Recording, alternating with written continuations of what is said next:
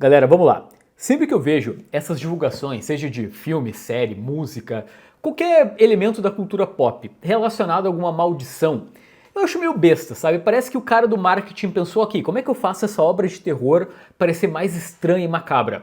Eu vou colocar um contexto onde o autor sofreu algo na vida real relacionado à obra. E foi exatamente assim que eu conheci o PTSD Radio, né, que é famoso porque o autor parou de trabalhar no mangá, ele teve uma doença rara, hemorrágica, ouvia vozes no estúdio e o cara parou a produção, né? Ele começou em 2011 até 2018 e finaliza em 3 volumes pelo Pipoca Nankin. Então é isso, eu não tava levando muita fé que esse quadrinho realmente, né, seria um problema. Até porque, galera, eu tenho uma vivência com cultura pop de assistir a todo tipo de filme de terror perturbador, tudo. E esse tipo de imagem, tá?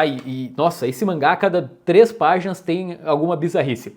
Eu tô meio acostumado, é claro que me incomoda, mas beleza, faz parte aí da minha vivência.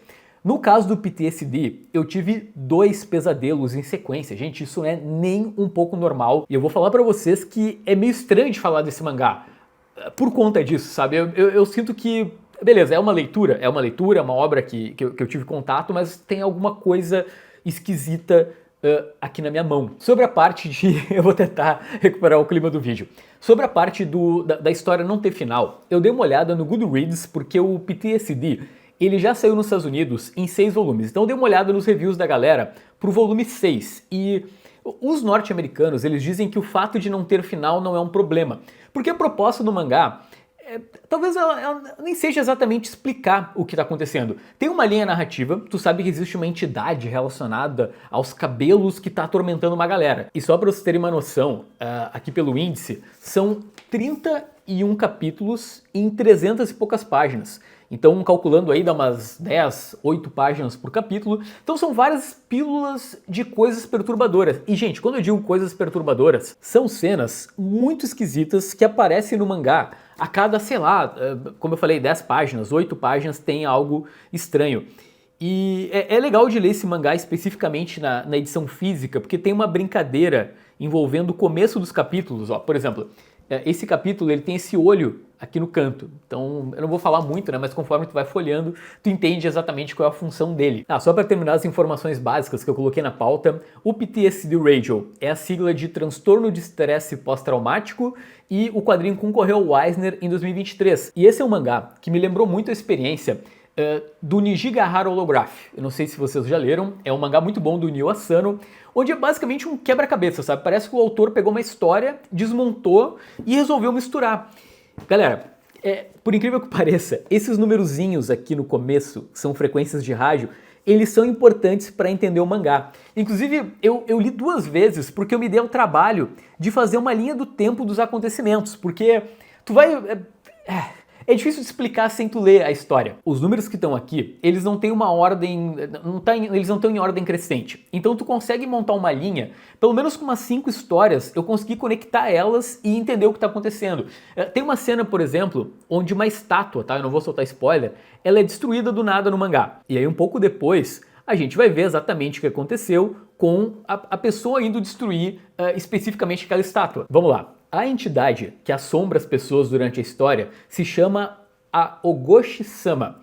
Pelo que eu pesquisei de entrevistas com Masaki Nakayama, isso não é exatamente inspirado em algo real, mas no Japão, por exemplo, tem um yokai chamado Hari Onagu, que é uma mulher com cabelos, com espinhos, e para quem já acompanha filme de terror, né, tem aquele O Grito, que é um filme que tem muita a questão do cabelo. Então os japoneses têm algo envolvendo o cabelo, geralmente no seu folclore. As técnicas narrativas aqui do PTSD Radio são aquelas técnicas que a gente vê, por exemplo, o Junji Ito usando nos mangás. Então, por exemplo, ó, aqui tem os personagens, eles estão conversando, e o traço do desenho, ele é um traço simples, ok, de mangá, né, nada super elaborado, mas conforme tu tem a virada de página, pô, mãos super realistas, bizarras numa splash page. É algo que nem dá pra dizer que é exatamente uma técnica narrativa que o Junji Ito usa. Meio que a maior parte dos autores, quando vão escrever terror, eles contam muito com a questão da virada de página. Gente, tem umas páginas duplas que são